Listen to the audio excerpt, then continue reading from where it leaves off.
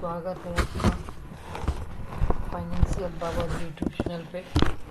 चलिए दोस्तों, आज हम बहुत ही ज़रूरी टॉपिक पे बात कर रहे हैं कि अगर आपके अकाउंट में बैलेंस नहीं हो फिर भी आप कैसे बैंक से पैसा निकाल सकते हैं। अकाउंट बैलेंस से ज़्यादा निकाल सकते हैं इस बैंक की ग्राहक पैसे। जानिए कैसे। यानी कोई बैंक है जो आपके अकाउंट में पैसा नहीं भी रहे तो आप पैसा अकाउंट से निकाल सकते हैं। इस प्रोग्राम को हम बोलते हैं ओवरड्राफ्ट।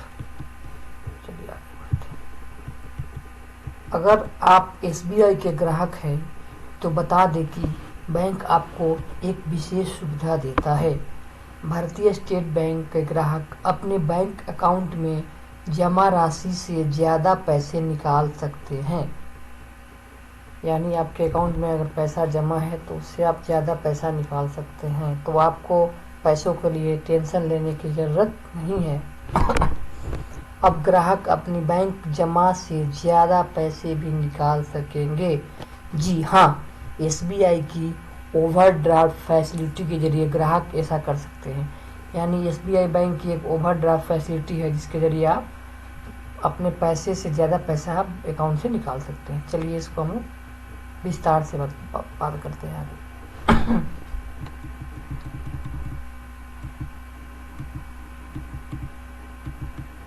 तो जानिए क्या होता है ओवरड्राफ्ट की सुविधा। ओवरड्राफ्ट की सुविधा उन खाता धारकों को दिया जाता है जिन्हें आवश्यक रूप से पैसे की जरूरत पड़ा है। ठीक है। ओवरड्राफ्ट फैसिलिटी एक तरह का कर्ज ही होता है। ओवरड्राफ्ट फैसिलिटी मतलब आप बैंक आपको कर्ज देता है। इस पर ग्राहकों को ब्याज देना होता है। यहाँ पर ध्यान देने बात है कि इसमें ब्याज की गणना दैनिक आधार पर होती है। यानी आप जितने दिन पैसे यूज करेंगे आपको डेली ब्याज लगेगा। इसके साथ ही तय अवधि के भीतर ओवरड्राफ्ट चुकाने की जरूरत होती है। यानी तय सीमा के अंदर 10 दिन, 15 दिन, 1 महीना, 2 महीने के अंदर आपको इसको पूरा पैसा चुकाना पड़ता है। सिर्फ बैंक ही नहीं, कई नॉन बैंकिंग फाइनेंशियल कंपनी यानी एनबीएफसी भी ओवरड्राफ्ट की सुविधा देती है। आपको कितना ओवरड्राफ्ट प्राप्त हो सकता है यह बात आपकी गुडविल या साख के आधार पर बैंक या एनबीएफसी तय करता है। यानी आप बैंक के साथ कैसा रिलेशन है आपका, कैसे आप कस्टमर है, उसके अनुसार आपका अमाउंट डिपेंड करता है। किस ग्राहक को मिलेगा फायदा। अगर आप स्टेट बैंक के किसी भी ब्रांच में सैलरी या फिर करेंट अकाउंट है तो आपको यह फायदा आसानी से मिल सकता है। ग्राहक बैंक में एप्लीकेशन देकर या फिर इंटरनेट बैंकिंग के द्वारा यह अपना ओवरड्राफ्ट फैसिलिटी अप्लाई कर सकते हैं।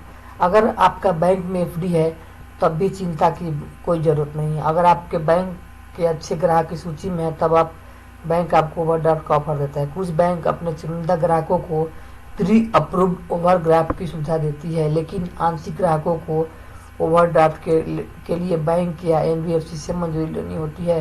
पहले आपको लिखित में इसके लिए अप्लाई करना होता है। यानी जो चुनिंदा बैंक के ग्राहक हैं उनको ओवरड्राफ्ट की सुविधा एक प्री अप्रूव्ड ऑफर आता है और जो भी नॉर्मल कस्टमर है उनको एप्लीकेशन देके अप्लाई करना पड़ता है। और कुछ बैंक इसके लिए आपको प्रोसेसिंग चार्ज भी वसूलते हैं। फिर तो आगे बढ़ते हैं। ओवरड्राफ्ट कितने तरह के होते हैं। तो ओवरड्राफ्ट 2 तरह के होते हैं आमतौर पर। पहला सिक्योर्ड ओवरड्राफ्ट, वहीं दूसरा अनसिक्योर्ड ओवरड्राफ्ट। सिक्योर्ड ओवरड्राफ्ट वह है जिसके लिए सिक्योरिटी के तौर पर कुछ गिरवी रखा जाता है। सिक्योर्ड है इसका मतलब उसके लिए आपको कुछ गिरवी रखना पड़ेगा, जैसे एफडी, शेयर, घर, सैलरी, इंश्योरेंस पॉलिसी, बॉन्ड आदि। ऐसा करने पर यस बैंक या एनबीएफसी के पास गिरवी रहता है। वहीं दूसरी ओर आपके पास कुछ भी सिक्योरिटी के तौर पर देने के लिए नहीं है तो आप ओवरड्राफ्ट फैसिलिटी ले सकते हैं। इसके लिए अनसिक्योर्ड ओवरड्राफ्ट कहते हैं। चलिए दोस्तों आगे बढ़ते हैं। लोन से अलग ओवरड्राफ्ट। ओवरड्राफ्ट और लोन में क्या अंतर है। तो ओवरड्राफ्ट लोन की तरफ होता है। यानी ओवरड्राफ्ट लोन और ओवरड्राफ्ट एक ही होता है लेकिन कुछ अलग है, शर्त इसमें अलग होता है। लोन की स्थिति में यदि आप उसे तय अवधि से पहले चुकाते हैं तो आपको प्री पेमेंट चार्ज देना होता है। यानी आपने अगर बैंक से पर्सनल लोन लिया है, बिजनेस लोन लिया है तो या फिर कोई भी लोन लिया है तो आपको, अगर आप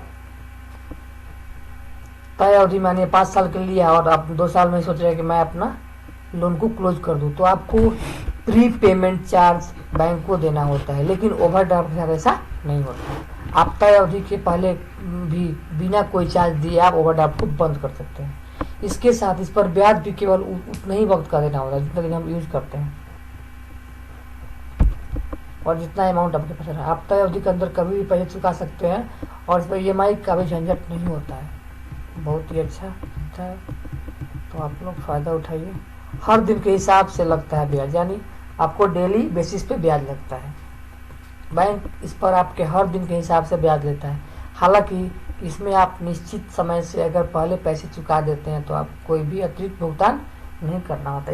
इसलिए क्रेडिट कार्ड और सामान्य लोन की अपेक्षा ओवरड्राफ्ट सस्ता होता है।